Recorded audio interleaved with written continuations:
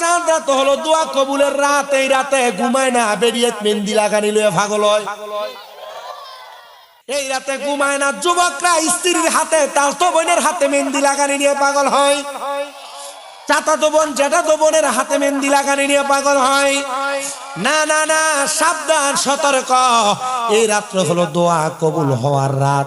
আমার আল্লাহর কাছে 5টা পবিত্র রাতের মধ্যে এই রাতটা ঈদুল ফিতরের আগের রাত্র, মানে চাঁদ রাতটা হলো আল্লাহর কাছে সবচাইতে পছন্দ দোয়া কবুলের একটা রাত। এই রাত্রটারে অবহেলা কইরা কাটাইও না। এই রাত্রে নামাজ পড়িরো, কোরআন পড়িরো, এই রাত্রে কবর জিয়ারত কইরো। কবরবাসীরা খুশি হবে, আল্লাহ তোমাদেরকে অসংখ্য বরকত দান করবে। আমি সবার কাছে করজোরে আবদার করি রে, প্রিয় মুসলমান ইমানদার, যদি তোমরা দিন দুনিয়ার খবর রাখতে চাও, ঈদুল ফিতরের আগের রাত্রটারে তোমরা গান বাজনা দিয়া, ঈদের দিনটারে মহিলারা বেপরদা পাতলা পাতলা কাপড় পরে এই বাড়ি থেকে ওই বাড়ি যায়ও না। ঈদুল ফিতরের দিনে তোমরা গায়ের মধ্যে নতুন নতুন জামা কাপড় সুগন্ধি লাগে বেপরদা হইও না। জাহান্নামে যাইবা, জাহান্নামে যাইবা, জাহান্নামে যাইবা। আমি চাই না গো এলাকার কোন মহিলারা জাহান্নামের আগুনে জ্বলুক। তো যেই কথা যেই কাজ আপনাদেরকে বলতেছিলাম কুরআনুল কারীমের তেলাওয়াত যাদাতহুম ঈমানা, মানুষের ঈমান বাড়ায়া দেয়। এই বিশ্বাস কার কার আছে ডান হাত তুলে আল্লাহকে দেখায় দাও, আল্লাহ কবুল করেন। জবানটা খুলে জোরে একটা তাকবীর হবে, নারায়ে তাকবীর, নারায়ে রিসালাত, নারায়ে গাউসিয়া, আহলে সুন্নাত ওয়াল জামাত। জোরে বলেন মারহাবা। প্রিয় মুসলমান, শুধু ঈমান বাড়ায় না, যারা কোরআন পড়ে, যারা কোরআন শিখে, আমার আল্লাহ তাআলা এদেরকে জান্নাতের একটা মুকুট পরিধান করে দিবে। কোন মা বাবা যদি তাদের সন্তানকে কোরআন শিখায়, আমার আল্লাহ তাআলা ওই মা বাবারে জান্নাতের মুকুট পাগড়ি পরায়া জান্নাতের মধ্যে ঘোরাফেরা করাবে, হাসরের ময়দানের মধ্যে ঘোরাফেরা করাবে। আর হাসরবাসীরা ডাক দিয়ে বলবে, আল্লাহ, ও আল্লাহ গো, এরা কারা গো যাদের মাথার মধ্যে জান্নাতি মুকুট দেখা যায়? তখন ফেরেশতারা বলবে, এরা আর কেউ না, এরা হলো ওই কোরআন পড়নেওয়ালাদের মা বাবা, ওই কোরআন পড়নেওয়ালাদের মা বাবা। এ বাবা, অনেকে চিন্তা করে, হুজুর আমি তো কোরআন পড়তে পারি না, রমজান মাস আসলে আমি আমার যে মসজিদে জুমা পড়াই সেই মসজিদেও দেখি অনেক মুরব্বীরা কোরআনটারে খুইলা কোরআন শরীফে দিয়ে চাইছে কান্দি। আমি গত রমজান মাসে তারাবি পড়াইতে যখন যাই, আমার এক মুসল্লিরে দেখছিলাম আসরের নামাজের পরে কোরআন শরীফটা খুইলা কান্দাছে। আমি জিগাইলাম, ও মুরব্বী বাবা, কোরআন শরীফ তো চাইছে কান্দার জিনিস না, আপনি কোরআন শরীফের দিকে তাকায়া তাকায়া কান্দাছেন। আমার কই, হুজুর আপনার একটা ওয়াজের ভিতরে শুনছি কোরআন যদি কেউ পড়তে না পারে, কোরআনের দিকে তাকায়া তাকায়া কানলেও আমার আল্লাহ কবরের আযাব মাফ করে।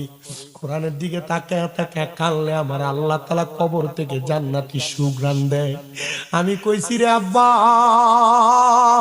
হে পর্দার অন্তরালের মা, যারা কোরআন পড়তে পারো না, কোরআনটা খুইলা খুইলা কাইন্দো, তোমরা সওয়াব হবে। কোরআনটা খুইলা খুইলা কাইন্দো, তোমরা সওয়াব হবে। কি সওয়াব হবে জানো? দামেস্কের বড় মসজিদের একজন ইমাম সাহেব ছিলেন, উনি ছিলেন একজন আল্লাহর বুজুর্গ বান্দা। যখন যেখানে কোনো কবরস্থান দেখতেন, তিনি হাত উঠিয়া দাঁড়ায় দেখতেন জিয়ারত করার জন্য। আর আমরা বলে মাদারে ভাই, আমরা বলে মাদার পূজারি। আর আল্লাহর ওই ওলি বুজুর্গ যেখানে দেখতেন কবর, আরে কবর কোনটার মাদার কোনটা চিনে না। কবর যেটা মাদার সেটা মাদার, যেটা কবর এটা। তবে মাদার আমরা সুন্নিরা আল্লাহর ওলিদের কবর যেটা সেটার ব্যবহার করি, কারণ এটা সম্মানিত জায়গা, বুজুর্গ মানুষের মাকবারা কবর বিদায়, এটার আমরা মাজার বলি, জিয়ারতের জায়গা। জোরে জোরে কন্যা সুবহানাল্লাহ। কিন্তু বাংলাদেশে 5 আগস্টের পরে বহু মাজার ভাঙছে। এরা কইছে বলে শেখ হাসিনা দেশে থাকতে বলে এই দেশের ভিতর অরাজকতা বহু তৈরি হয়েছে। তা আমি বাংলাদেশের প্রশাসনকে কইছিলাম, তো শেখ হাসিনা ভাগ্যা যাইবার পরে বাংলাদেশে যারা মাজার ভাঙছে, কোন ফকিন্নির ফুটাইতে ভাঙছে, এডিরে ধরে ফাঁসি দেন।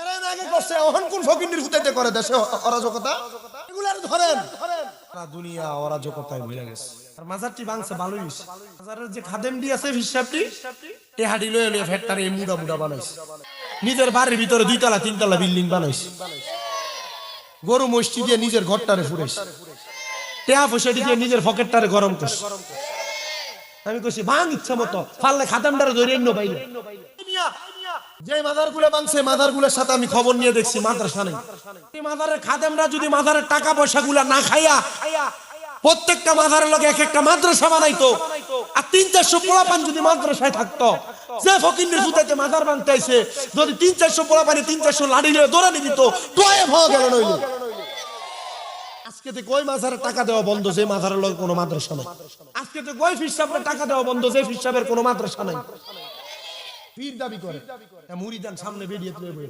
ফির দাবি করে মুরিদের সামনে বইবে সিগারেট খায় হ্যাঁ বলো ফির হিসাব না এটা পেশাব আর কেউ যদি এমন বিড়ি খাওয়া ফির যদি ধরে থাও তালাক দাও বেটা ফির যদি সিগারেট খায় বিড়ি খায় মুরিদে গাঞ্জা খাইবো সিগারেট খাওয়া কোনো ফিরের আদর্শ হইতে পারে না বেরিয়ে তুলে বইয়ে থাকা কোনো ফিরের আদর্শ হইতে পারে না ঠিক আছে ফিরে নিজে কেমনে জান্নাতে দেবো এত নিজে যাইতাম তো না তোমার লয়ে দেবো কেন বাংলাদেশে কি এমন বিড়ি খাওয়া ফির নাই এমন ফির থাকলে কি দরবারে তালাক দিবা বাইন তালাক দিবি বেটা বাইন তালাক কষ্ট হইতেছে আপনারা বলে হুজুর তাহলে আমরা ফির খাবো কই আল্লাহর নবী ফির সিনা রুবাই সিনা দিছে ইজা রুউ যুকিরাল্লাহু আযজা ওয়া জাল্লা যে ফিরে চেহারার দিকে চাইলে আল্লাহর কথা মনে হবে এটাই ফির আর এটা ঠোঁট এমন কালা কালা হইছে এটা একটার পর একটা বেনশন ধরে এখন ওরে মাঝ ভান্ডারে উঠেছে তাওহীদের নিশানা আরে ঘুমায়ও না মায়ার ঘুমে আখের জামানা আখেরি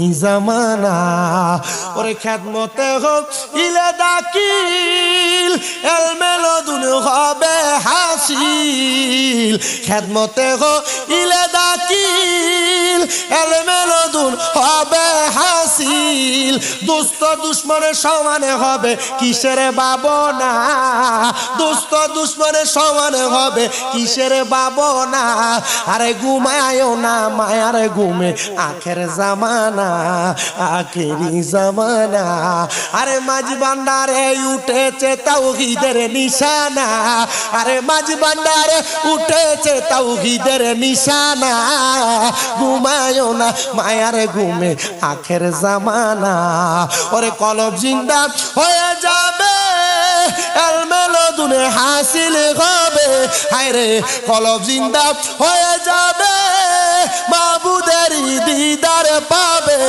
আরে নিজের রূপ দেখিয়া নিজে হবি দিওয়ানা আরে নিজের রূপ দেখিয়া নিজে হবি দিওয়ানা আরে ঘুমায়ও না মায়ার ঘুমে আখের জামানা আখেরি জামানা ওরে আছে মাঝ ভান্ডারির দুয়া কি শব্দ আজরাইলের সুয়া আছে মাঝ ভান্ডারির দুয়া কি শব্দ আজরাইলের সুয়া আরে আশিকে বলে লাপরোয়া আছে মাওলানা আশিকে বলে লাপরোয়া আছে মাওলানা ঘুমায়ও না মায়ার ঘুমে আখের জামানা আখেরি জামানা ওরে মাঝ ভান্ডারে উঠেছে তাওহীদের নিশানা ঘুমায়ও না মায়ার ঘুমে আখের জামানা বলদি না বেটা করা শুননি এবং মসলকে আলা হযরত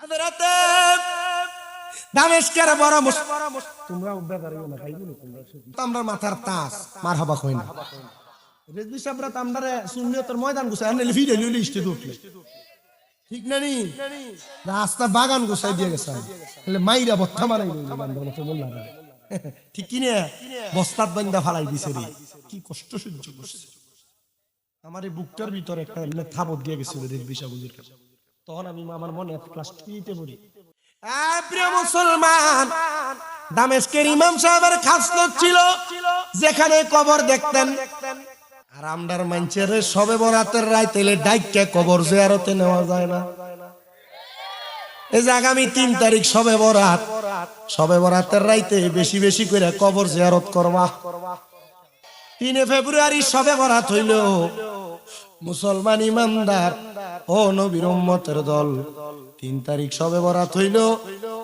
2 ফেব্রুয়ারি রোজাটা রাখতো, 3 ফেব্রুয়ারি রোজাটা রাখতো, 4 ফেব্রুয়ারি রোজাটা রাখতো।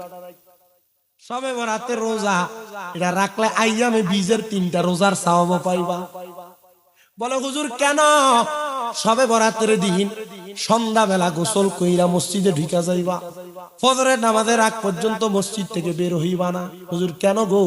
কারণ আল্লাহ তাআলার অসংখ্য ফেরেশতারা প্রথম আসমানের মধ্যে চলে আসে, স্বয়ং আমার আল্লাহ সহ, ডাক দিয়া বলতে থাকে, কে আছো? আমি আল্লাহর কাছে রিজিক চাইবা, আমি রিজিক দিব। কে আছো? রোগ মুক্তি চাইবা, আমি আল্লাহ রোগ মুক্তি দিব। কে আছো? আমি আল্লাহর কাছে সম্পদ চাইবা, আমি আল্লাহ সম্পদ দিব। এমন ভাবে শবে বরাতের রাতে ফেরেশতারা সকাল পর্যন্ত, সুবে সাদেক পর্যন্ত বলতে থাকে। এই জন্য শবে বরাতের রাতে ওয়াজ মাহফিল করার পরে একটু নামাজ পড়বা, ঘুম আইসা পড়লে খালি পায়ে বের হইয়া কবর জিয়ারত করবা।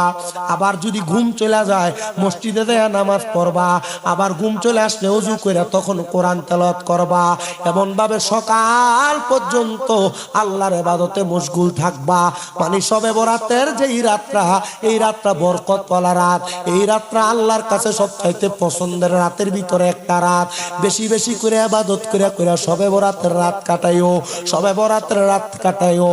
আর আমরা সুন্নিরা শবে বরাত আসলে আমরা রুটি হালুয়া দিলে আবার এটারও কয় বেদাত, কিন্তু এরা নিয়ে দিলে খাইতে বড় মজাই লাগে। ওই কবর জিয়ারতের কথা বললাম, ফাজুরুহা, তোমরা জিয়ারত করো। হযরতে দামেশকের ইমাম সাহেব বলেন, আমি ওই কবরের সামনে দাঁড়ায়া দাঁড়ায়া আল্লাহর দরবারে হাত বাড়ায় দিলাম, মাবুদ আল্লাহ, এই কবরবাসীর মধ্যে যত কবরবাসী আছে আল্লাহ, কবরস্থানের প্রত্যেকটা কবরের আযাব তুমি মাফ করে দাও। আল্লাহর ওই বুজুর্গ বলেন, আমি দেখলাম বিশাল গোরস্থান, আমি গোরস্থানের মধ্যে প্রবেশ করলাম, কবরের দিকে তাকায় তাকায় যেন আমার মরার কথা স্মরণ হয়। আল্লাহর ওই বুজুর্গ বলেন, আমি কবরস্থানের মধ্যে যখন প্রবেশ করলাম, প্রবেশ করার পর আমার নাকের মধ্যে একটা সুঘ্রাণ আসতে লাগলো। আমি ডাইনে তাকাইতে লাগলাম, বামে তাকাইতে লাগলাম, সামনে তাকাইতে লাগলাম, পেছনে তাকাইতে লাগলাম, কোন জায়গার মধ্যে কোনো সুগন্ধি দেখতে পাইলাম না, কোন ফুলের গাছ দেখতে পাইলাম না। যখন আমি আমার নাকের মধ্যে একটা সুগন্ধ পাইলাম, আমি তালাশ করতে করতে দেখলাম একটা কবর ভাঙ্গা। কবর কি ভালো না ভাঙ্গা? ওই ভাঙ্গা কবরের সামনে গেলাম, দেখলাম কবরটা যেমন ভাঙ্গা, কবরের ভিতরে লাশের গায়ে যে কাফনের কাপড়, কাপড়টা ঠিক আগের মতো সাদা দেখা যায়। মারহাবা বলবেন না?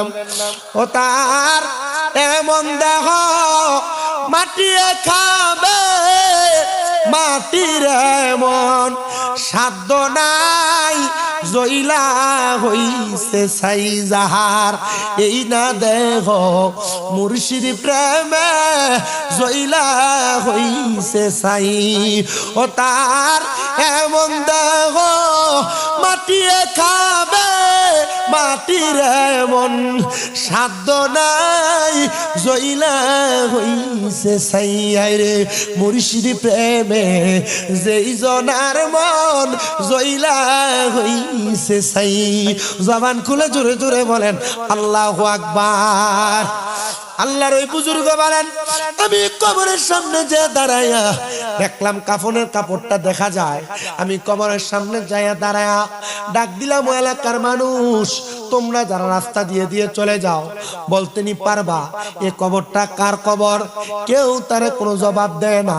হঠাৎ করে লাঠি হাতে কইরাও একজন বুড়া মুরব্বী মানুষ হেঁটে হেঁটে যায়।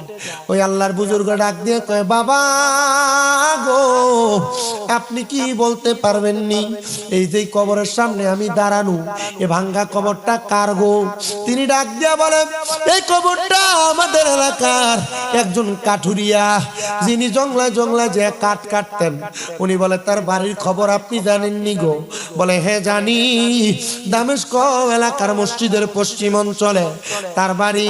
আল্লাহর বুজুর্গ তার তালাশ করতে করতে দামেস্ক এলাকার মসজিদের পশ্চিম অঞ্চলে রওনা করলেন। যাইতে যাইতে গো আল্লাহর ওই বুজুর্গ বান্দা বলেন, আমি যখন সামনের দিকে গেলাম কত ঘর তালাশ করলাম, কোনো কাঠুরিয়ার বাড়ি পাইলাম না। দামেস্ক এলাকার একবারে শেষ মাথায় গেলাম, যাওয়ার পরে ওই এলাকার শেষ অঞ্চলের মধ্যে নদীর কিনারে একটা গাছের নিচে ছোট্ট একটা কুড়ে ঘর, দরজা বন্ধ। আমি বুঝতে পারলাম ঘরের ভিতর থেকে দরজাটা বন্ধ। সালাম প্রদান করলাম, আসসালামু আলাইকুম ওয়া রাহমাতুল্লাহ। আমার কোনো জবাব দেয় না। আমার নবীর একটা হাদিসের কথা মনে পড়ে গেল, কারণ ঘরের দরজার সামনে গেলে 3 বার সালাম দেওয়া লাগে, জবাব না দিলে ফিরে আসতে হয়। আমি দ্বিতীয়বার আবার সালাম দিলাম, আমার কোনো জবাব দেয় না। তৃতীয়বার আবার সালাম দিলাম, আমার সালামের কোনো জবাব দেয় না। যখন আমার সালামের কোনো জবাব দেয় না, আমি ফিরে পিছনের দিকে যখন চলে আসতেছি, এমন টাইমে আমার পেছন থেকে জবাব দেয়, ওয়ালাইকুম আসসালাম ওয়া রাহমাতুল্লাহ। আমি তার সালামের জবাব পাইয়া তার দিকে তাকাইলাম না। সে আমার দ্বিতীয়বার আবার সালামের জবাব দেয়, ওয়ালাইকুম আসসালাম। আমি আবার তার দিকে তাকাইলাম না। তৃতীয়বার আমারে আবার বলে, ওয়ালাইকুম আসসালাম। আমি তার দিকে তাকাইলাম না। আমি তারা 3 বার সালাম দিলাম, সে আমারে 3 বার জবাব দিল, কিন্তু সাথে সাথে কেন দেয় নাই? আমি একটু রাগান্বিত হয়ে গেলাম। আমার একটু পরে পরে সে জবাব দিল, মহিলা উচ্চ কণ্ঠে এবার আমারে সালাম দেয়, আসসালামু আলাইকুম ওয়া রাহমাতুল্লাহ। আমি বললাম ওয়ালাইকুম আসসালাম। ডাক দিয়ে কই, হুজুর 3 বার সালামের জবাব দিলাম, তাকাইলেন না, এখনো কি তাকাবেন না? আপনি কি জানেন না কাশি দেওয়া সুর আর রাগ হলা মৌলবি বড় খারাপ? প্রিয় মুসলমানেরা, ওই মহিলা ডাক দিয়া বলে, হুজুর রাগ করবেন না, রাগ করবেন না। হুজুর আপনার কাছে আমার একটা প্রশ্নের জবাব। হুজুর কেন আসলেন? আমি একা মহিলা মানুষ, সালাম দিলেন, জবাব দিতে পারলাম না, রাগ করলেন। হুজুর গো, আপনি আমার এই বাড়িতে আসার কারণটা বলেন। হুজুর বলে, মা আপনার এই ঘরটা কার ঘর? এটা কি একজন কাঠুরিয়ার যে মারা গেছে? কহ হুজুর, আমার স্বামী মারা গেছে, 16 বছর হয়ে যায়, কেউ আমার কোনো খবর নিতে আসে নাই। আজকে আপনি 16 বছর পরে আমার স্বামীর কবরের খবর নিতে আসছেন। হুজুর কে গো আপনি? আপনার পরিচয় জানতে চাই। ডাক দিয়ে কয়, আমি হইলাম দামেস্কের মসজিদের ইমাম সাহেব। হুজুর আমার স্বামীর মুখে আপনার কথা আমি বহুত শুনছি। মহিলা ডাক দিয়ে কয়, হুজুর না, আমার স্বামী ছিল একজন কাঠুরিয়া, জংলায় জংলায় কাঠ কাটতো। হুজুর আপনি আমার জিজ্ঞাসা করেন আমার স্বামীর এমন কোন আমল আছে কিনা যেটার কারণে আল্লাহ আমার স্বামীরে মাফ করে দিবে। হুজুর গো, প্রাণের হুজুর, একটু অন্তরে কানটা লাগে শুনেন। আমার স্বামীর এমন কোনো ভালো কোনো নেক আমল ছিল না, তবে আমার স্বামীর একটা নেক আমল ছিল, সেটা আমল কিনা আপনি ভালো জানবেন। আমার স্বামী ছিল পেশা একজন কাঠুরিয়া, জংলায় জংলায় কাঠ কাটতো, বাজারে বিক্রি কইরা সন্ধ্যাবেলা এই কাঠের টাকা দিয়া চাউল আনতো, জব আনতো, আটা আনতো, আমারে দিত, আমি পাকাইতাম। আর আমার স্বামী ওযু বানায়া, গোসল বানায়া, আমার স্বামী ওযু গোসল বানায়া উনি নামাজের মুসল্লাটা বিছাইতেন, আল্লাহর কোরআন শরীফটা হাতের মধ্যে নিতেন। হাতের মধ্যে নিয়া আমার স্বামীকে দেখতাম কোরআনের দিকে তাকায়া তাকায়া আমার স্বামীর চোখের পানিগুলা টপ টপ করে ছেড়ে দিছে।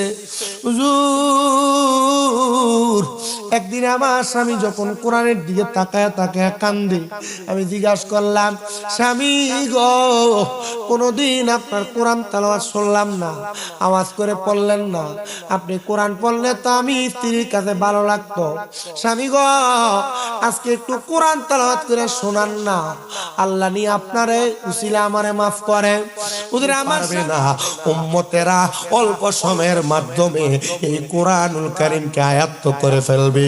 কোরআনুল কারীম তাদের সিনাতে থাকবে, কোরআনুল কারীম তাদের মুখে থাকবে, কোরআনুল কারীম তাদের গলায় থাকবে। তবে নবীজি গো, আপনার উম্মতকে জানিয়ে দেন তারা যেন এই কোরআনকে মুহাব্বত করে, কোরআনকে ভালোবাসে। ইয়া রাসূলুল্লাহ, কেন গো? বলে আমি আল্লাহ তাআলা এই কোরআনকে নাযিল করে আপনি নবীকে সম্মানিত করেছি, আপনি নবীকে মর্যাদাবান করেছি, আপনি নবীর ইজ্জত সম্মান বাড়িয়েছি। ইয়া রাসূলুল্লাহ, আপনার ইজ্জত কি কোরআন নাযিল করে শুধু বাড়াইলেন? বলে না না না, এই কোরআনের মধ্যে আমি নবীর চরিত্রের যত আদর্শ আছে সব আল্লাহ তাআলা উঠায় ধরছে। আপনি যদি এই কোরআনুল কারীমকে মানতে চান, আগে কিন্তু নবীকে মানতে হবে। নবী না মাইনা শুধু কোরআন কোরআন বললে খোদার কসম কোনো লাভ হবে না। আপনি নবীরে বলবেন মাটির নবী, আর বলবেন কোরআনে আল্লাহ বলছে মাটি বলার জন্য। নবীকে বলবেন নবী হাজির ও নাজির না, আপনি বলবেন আল্লাহ কোরআনে বলছে মানার জন্য। আপনি বলবেন নবী গায়েবের খবর দেনেওয়ালা না, আপনি বলবেন কোরআন দিয়া দেশ চালাবেন। খোদার কসম এরা বাটপার, এরা চিটার, এদের সাথে ইসলামের কোনো সম্পর্ক নাই। ডান হাত তুলে বলেন ঠিক কিনা? কোরআনুল কারীম এমন মর্যাদাবান, কোরআন মানার আগে নবীর উপর ইমানটার তাজা করেন, এরপরে কোরআন মাইনেন। আপনি নবী মানেন না, কোরআন মাইনা কি করবেন? কারণ কোরআন আসছে নবীর উপরে, নবী আসছে আগে, কোরআন আসছে পরে। নবীর উপরে আল্লাহ তাআলা কোরআন নাযিল করে নবীরে মর্যাদাবান বানাইছে। এটা শুধু এই কথা না, আমার নবীজির উপর কোরআন নাযিল করে কোরআনের প্রত্যেকটা বাণীর ভিতরে আল্লাহ তাআলা নবীর প্রতি ইমানরে বুঝাইছে। এবার আপনারা বলেন বাবারা, কোরআন আগে মানবেন না নবী আগে মানবে? ওরে নবী আমার, নূরের নবী, নবী আমার, নূরের নবী মাটির নবী না। আমার মতো মানুষ নবী বেঈমানেরা কই রে, আমার মতো মানুষ নবী কাফেরেরা কয়। ও নবী মাটি আর সাধারণ মানুষ অপব্যাখ্যা করে, যুক্তি তর্কে সরল বনালো মান। চুরি করে থাইকো হুঁশিয়ারে মুমিন, থাইকো হুঁশিয়ারি। নবীর তাজিম মিলাদ কিয়াম আহলে বয়াতের সম্মান করিতে আউলিয়ার সন্ধান বলছেন পরওয়ারি। ওরে এসব কথা শুনলে তাদের মাথায় বাড়ি পড়ে।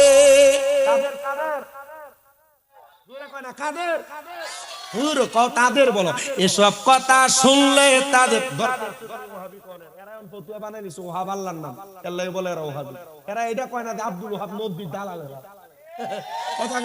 আরে ভাগল, তোরা আমরা আল্লাহর নাম ওহাব না, ওহাব নামের উপরে ওহাবিরাই না, আমরা তোরা ওহাবিরাই এই কারণে, কারণ তোরা আব্দুল ওহাব নদীর দালাল।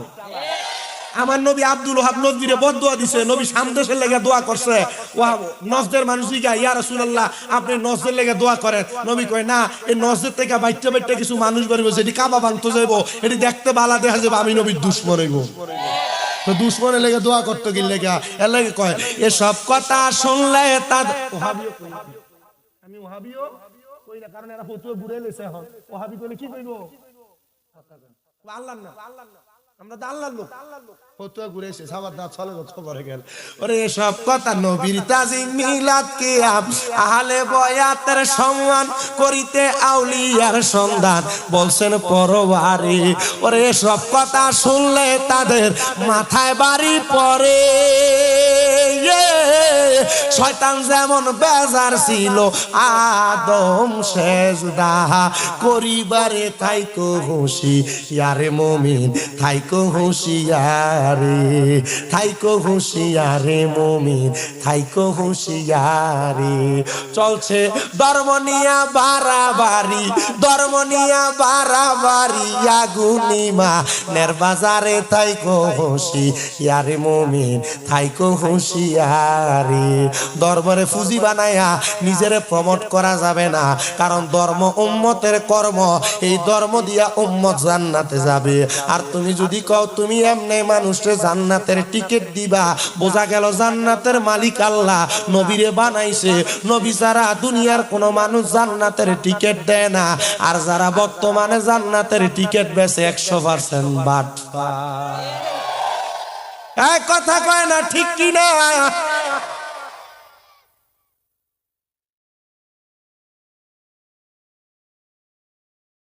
আমরা সুন্নি যারা, আমরা কোরআন মানার আগে নবী মানি।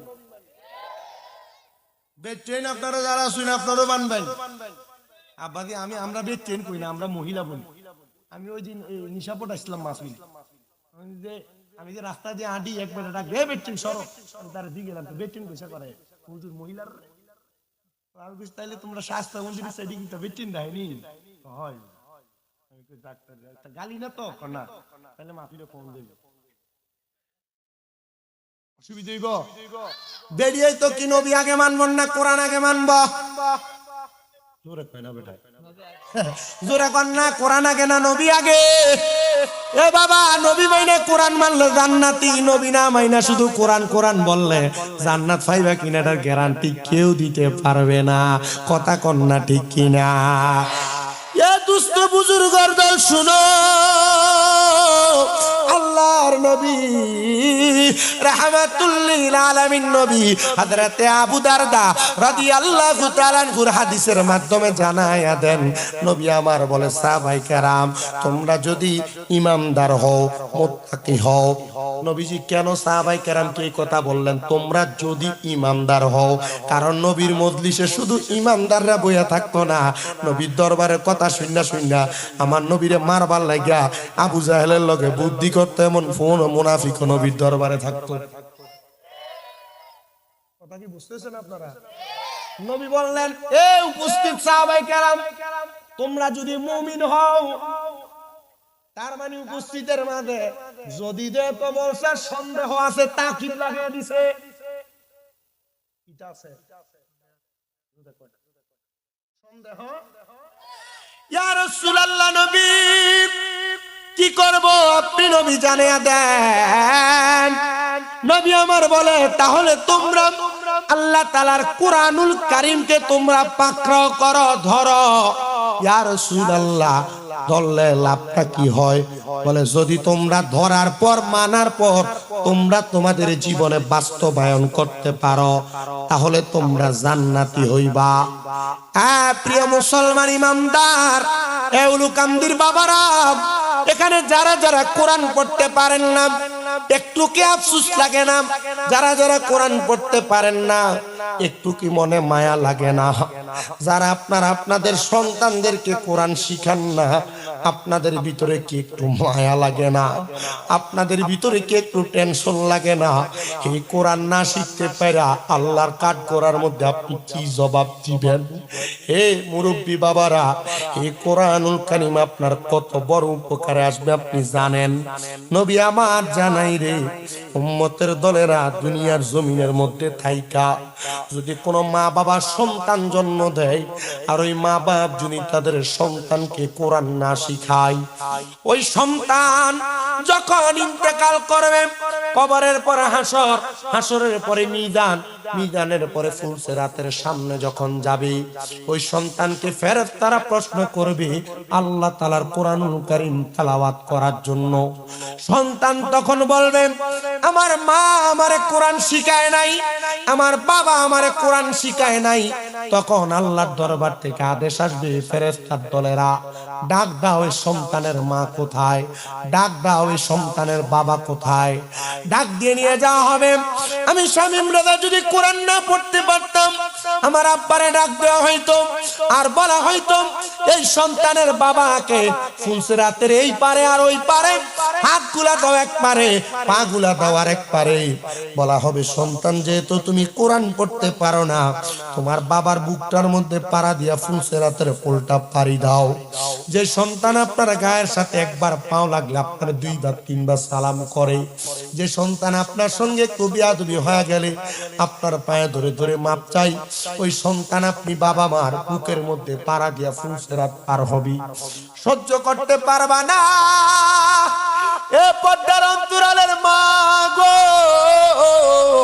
তোমরা যারা 2-3 কেজি ওজনের কিন্ডারগার্টেনের বইয়ের ব্যাগটা সন্তানের কান্দে দিয়া সকাল 6টা 6:30টার দিকে তাড়াতাড়ি পাঠিয়ে দাও। ইংলিশ টিচারের বেতন, অঙ্ক টিচারের বেতন দাও 2000 টাকা, মক্তবের মাত্র 50 টাকা বেতনের জন্য 2-3 বার তোমার ঘরের দরজায় যাওয়া লাগে। না না না, আমি আবদার জানাই গো, দুনিয়ার জমিন থেকে কবরে যাওয়ার পর যদি শান্তি পাইতে চাও, নিজে কোরআন শিখো, এরপর তোমার সন্তানকে কোরআন শিখাও। প্রিয় মুসলমান দুস্থ বুজুর্গের দল,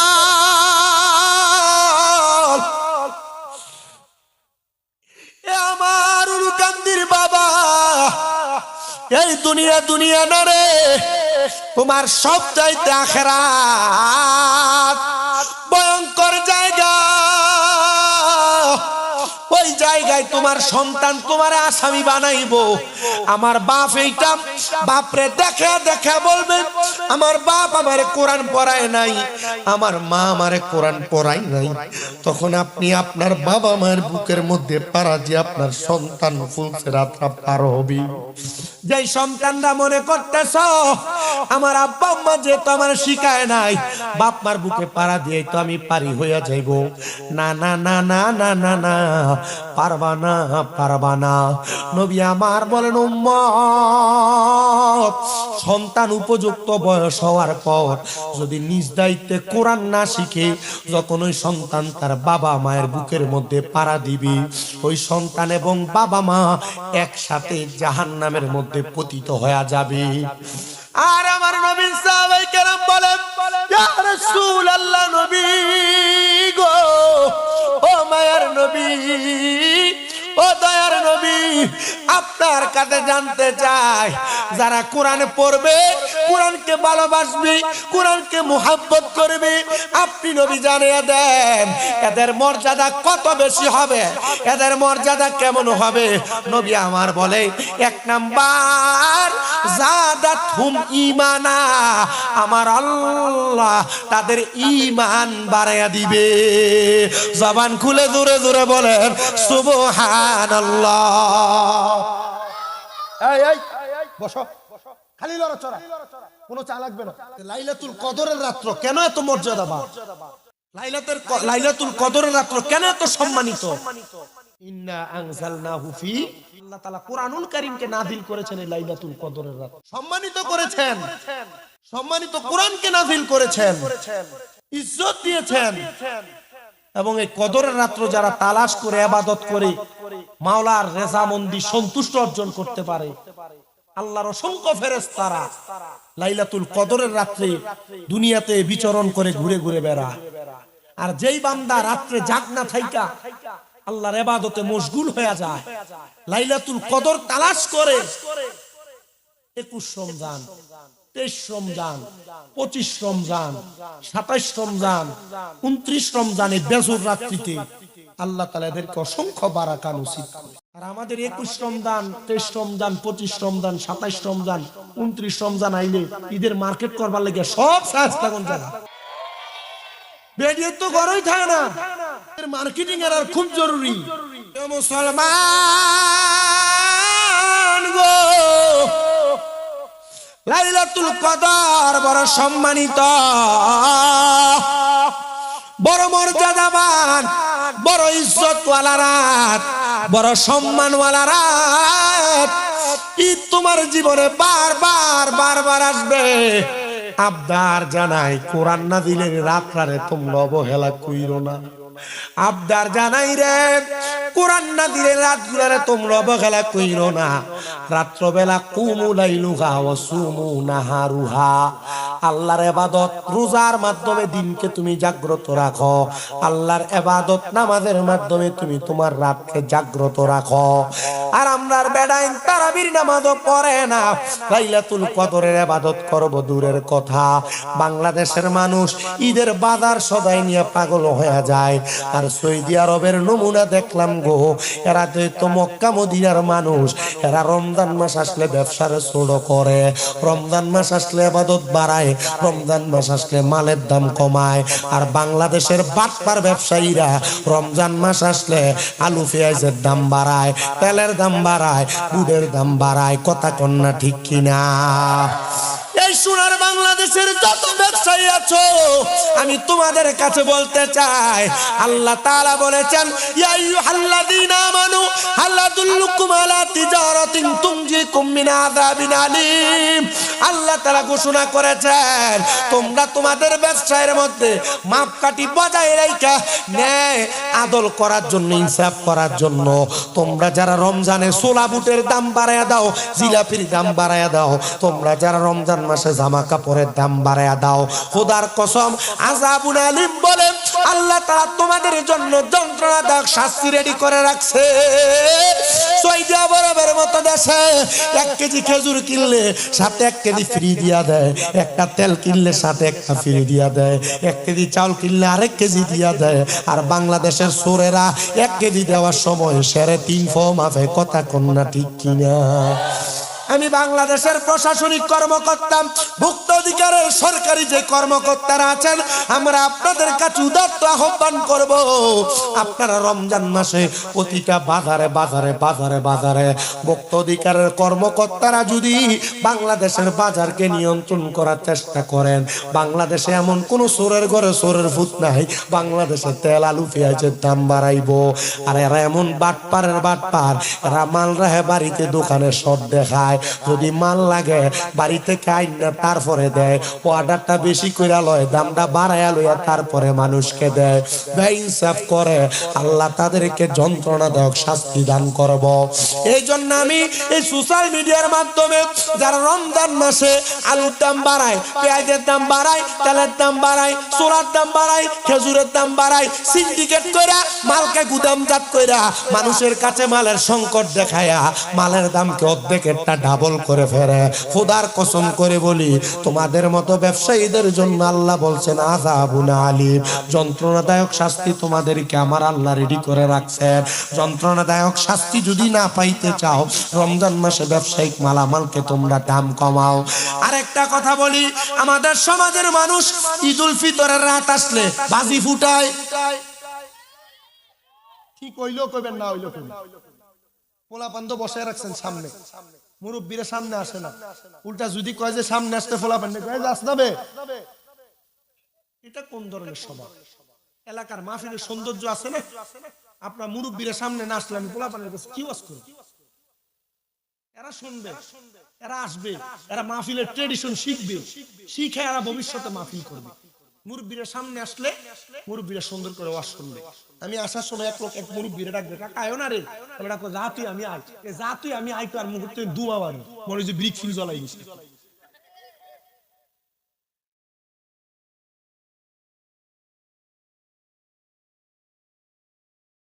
রমজান মাসে ঈদুল ফিতরের আগের রাত চাঁদ রাতে যারা বাজি ফুটায়, কি ফুটায়, যারা বাজি ফুটায়, চাঁদ উঠার সাথে সাথে ডেকসেট বাড়া করে 2টা 3টা একসাথে বাজায়। বাংলাদেশে অনেক সাফরি আছে যারা পিকআপের মধ্যে ডেকসেট বাইন্দা বাইন্দা এরা ঈদের দিনে ঘুরে ঘুরে বেড়ায়। এরা বোকার জাত, এরা বোঝে না, এরা বোকার জাত, এরা বোঝে না, এরা বোকার জাত, এরা বোঝে না। ঈদের আগের রাত্রে দোয়া কবুলের রাত, সুবহানাল্লাহ। কিসের রাত? আমার রেডি হইছে না? রেডি করে তোমরা কাছে ওয়াজ করলে না হলে আমি কার কাছে ওয়াজ করতাম? কুরআন শরীফটা বন্ধ কইরা আমি স্ত্রীরে ধরে ধরে ধরে কান্তাছে, আর ডাক দিয়ে কই স্ত্রীরে, আমি যদি কোরআন পড়তে পারতাম, আমি কি কোরআনের দিকে তাকে তাকে কাঁদতাম। দামেস্কের বড় মসজিদে নামাজ পড়তে গেছিলাম, হুজুর বলতে যদি কোরআন না পড়তে পারে কোরআনটা যেন মোহাব্বত করে, আরে কোরআনের দিকে তাকে তাকে যদি কান্দে আমার আল্লাহ তাআলা এই কোরআনের বরকতে মাফ করে দিব। জানি না রে এই উলুকান্দি এলাকায় এই জামতলি বাজারে কে জানি তারা আল্লাহর কোরআন পড়তে পারে না, কোরআনের দিকে তাকে তাকে কান্দে। যুবকরা, মুরব্বী বাবাজিরা, পর্দারের মা, কোরআন যে পড়তে পারো না অন্তরে কি একটু মায়া লাগে না? কোরআন যে পড়তে পারো না মনে কি একটু দরদ লাগে না, একটু ডর লাগে না? এই কোরআন যে খোদা নাজিল করছে ওই খোদা যদি তোমার প্রশ্ন করে, তোমার যদি পাকড়াও করে, জবাব দিতে পারবা না রে, জবাব দিতে পারবা না, জবাব দিতে পারবা না। মহিলা কই হুজুর আমার স্বামীর এটা একটা ভালো কাজ ছিল, কোরআনের দিকে তাকে তাকে কান্ত। আল্লাহর বুজুর্গ বান্দা ওই ঘরের সামনে থেকে চলে গেছে, সামনে থেকে যাইয়া আল্লাহর ওই বুজুর্গ বান্দা নামাজের মুসল্লাটা বিছাইছে, 2 রাকাত নামাজ আদায় করছে, নামাজ আদায় কইরা মুরাকাবা করে।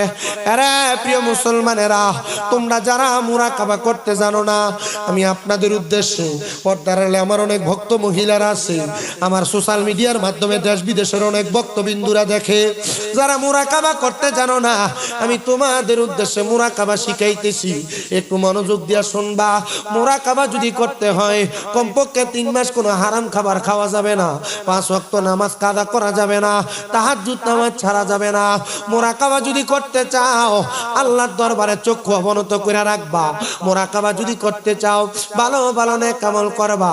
মুরাকাবা যদি করতে চাও গুনাহের কাম থেকে বেঁচে থাকবা।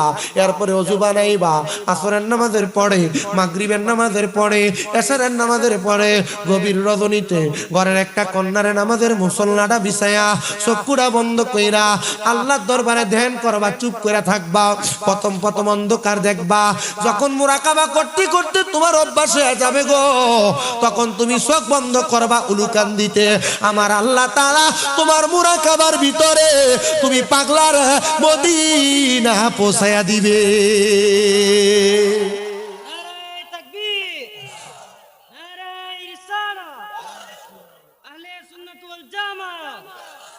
ওরে কোন সময় কোন হালে থাকে দয়াল মুর্শিদে, সালাম দিও না তারে সব জায়গায়। ওরে থাকে যদি ভক্তি কইর চরণ বসি, কে জানে কার ভাগ্যের বিশ্বাস ভক্তি থাকিলে ভক্তি পাইবা মুক্তি সব জায়গায়। আরে বিশ্বাস ভক্তি থাকিলে ভক্তি কে জানে কার ভাগ্যে রয়। মুর্শিদের দরবারে যাইয়া নত শিরে দাঁড়াইয়া দাঁড়াইয়া তাকো তাগার হুকুমের আশায়। আল্লাহ আল্লাহ আল্লাহ আল্লাহ আল্লাহ আল্লাহ আল্লাহ আল্লাহ ইয়ো মাহবুব মাওলা রে, আমি কোন নাম লইয়া ডাকবো তোমার রে মারহাবা। আল্লাহ আল্লাহ জবানটা খুইলা আল্লাহ আল্লাহ, আল্লাহ ডাকলে শরম নাই। আল্লাহ আল্লাহ ইয়ো মাহবুব মাওলা রে, আমি কোন নাম লইয়া ডাকবো তোমারে মারহাবা। আল্লাহ আল্লাহ কোন নাম লইয়া ডাকলে তোমায়, কোন নাম লইয়া ডাকলে তোমায় তোরাই লইবা বান্দারে, আমি কোন নাম লইয়া ডাকবো তোমারে মারহাবা। আল্লাহ আল্লাহ মাহবুব মাওলা রে, আমি কোন নাম লইয়া ডাকবো তোমারে মারহাবা আল্লাহ আল্লাহ এক ডাকিলেন মূসা নবীজি তার ডাকেতে সারা দিলা তোর পাহাড়ে নেই মারহাবা আল্লাহ আল্লাহ জবানটা খুইলা আল্লাহ আল্লাহ খোদার নূরে পাহাড় জ্বলে খোদার নূরে পাহাড় জ্বলে মূসা নবী জ্বলে না রে আমি কোন নাম লইয়া ডাকবো তোমা রে মারহাবা আল্লাহ আল্লাহ গো মাবুদ মাওলা রে আমি কোন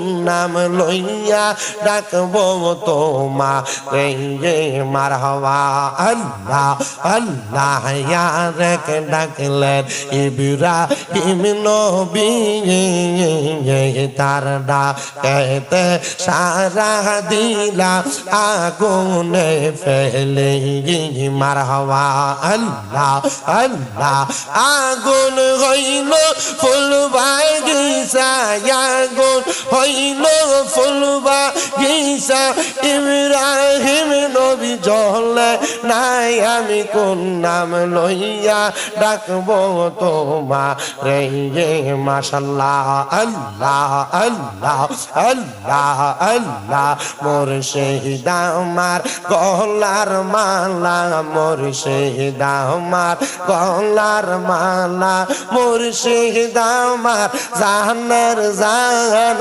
মুর্শিদ পাইলে কোলে লইয়া জোরাইতাম পরাগান মারহাবা আল্লাহ আল্লাহ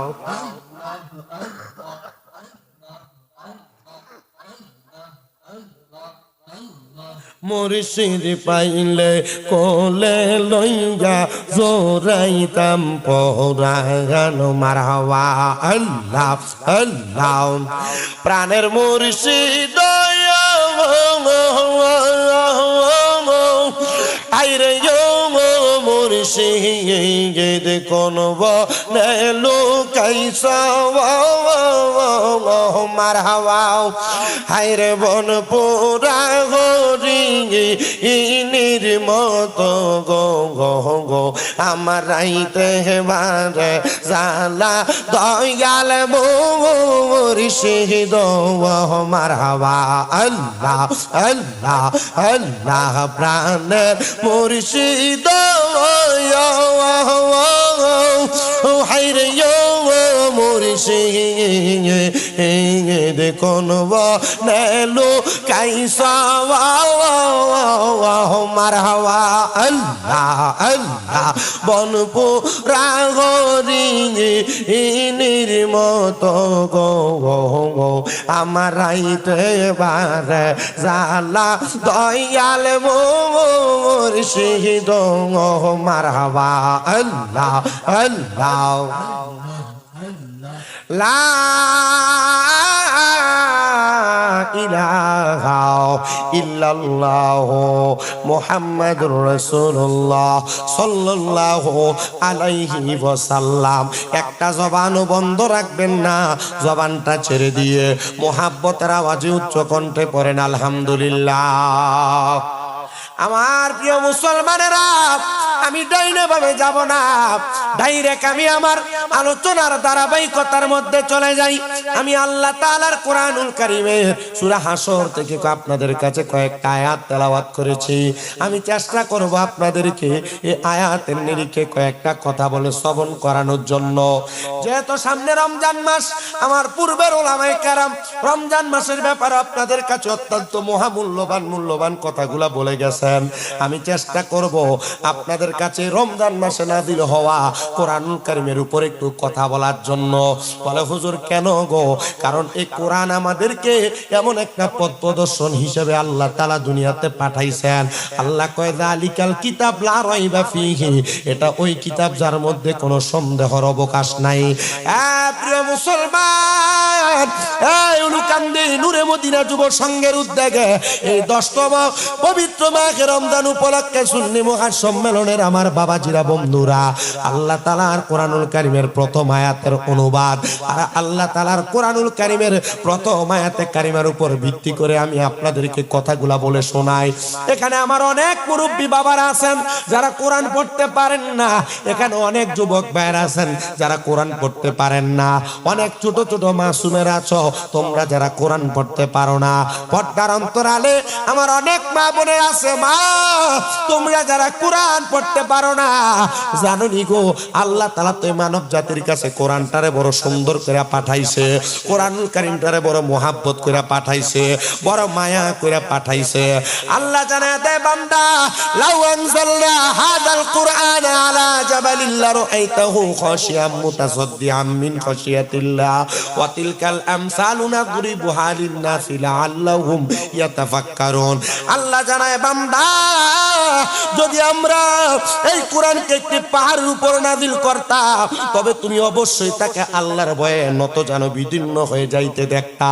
আল্লাহ তাআলা এই কোরআনুল কারীমের আয়াতে কারিমা দিয়ে কি বুঝাইতে চাইলেন?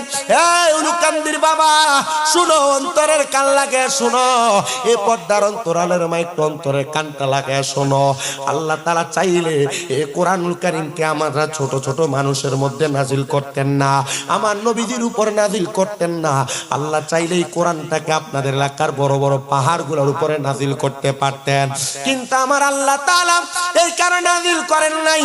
আল্লাহর নবীর কাছে হযরত আব্দুল ইবনে আব্বাস রাদিয়াল্লাহু তাআলা আনহু শুনেছেন, তিনি বলেন হযরত জিবরাইল আমার নবীকে খবর দিয়েছে। জিবরাইল ডাক দিয়ে বলে ইয়া রাসূলুল্লাহ, ইয়া হাবিবাল্লাহ নবী, এই কোরআনকে যদি পাহাড়ের উপর আমার আল্লাহ তাআলা নাজিল করতেন, কোরআনকে রাখতেন, তাহলে পাহাড় থরথর থরথর করে কাঁপাকাঁপি করত, কোরআনের ভার পাহাড় সহ্য করতে পারত না। ও নবী, আপনার উম্মত এত মর্যাদাবান, আপনার উম্মতের সিনা এত মর্যাদাবান, আমার আল্লাহ তাআলা অত্যন্ত দয়া কইরা অত্যন্ত মায়া কইরা আপনার উম্মতের সিনার মধ্যে কোরআনকে নাজিল করেছে। জোরে বলেন সুবহানাল্লাহ। এ প্রিয় মুসলমান, আমার নবীজির উপরে যখন কোরআনুল কারীমের সর্বপ্রথম 5টা আয়াত নাযিল হইছে, আমার নবীজি থরথর থরথর করে কেঁপেছেন। আমার নবীজি রাহমাতুল লিল আলামিন নবীকে হযরত জিবরাইল আমিন এইভাবে ক্রন্দন করেছেন, এইভাবে বুকের সাথে লাগাইছেন, ইয়া কি জিবরাইল তুমি জবাব দাও না গো, আমার নবী কেন এমন ভাবে কেঁপেছেন? কোরআনুল কারীমের ইকরা বিসমি রাব্বিকাল্লাযী খলাক এই আয়াতে কারিমা যখন নাযিল হয়, আমার নবীজি ভয়ে আতঙ্কে কাঁপে নাই। আমার নবীজি শুধু আল্লাহর দরবারে ফরিয়াদ করেছে, আল্লাহ আমার উম্মতকে যে কোরআন দিতেছেন, আমার উম্মত কি কোরআনের মান রাখতে পারবে, মর্যাদা রাখতে পারবে, সম্মান রাখতে পারবে, ইজ্জত রাখতে পারবে? নবী আমার যখন কান্না করে আমার নবীর কাছে আমার আল্লাহ তাআলা জানিয়ে দেয়, হাবিব আপনার উম্মত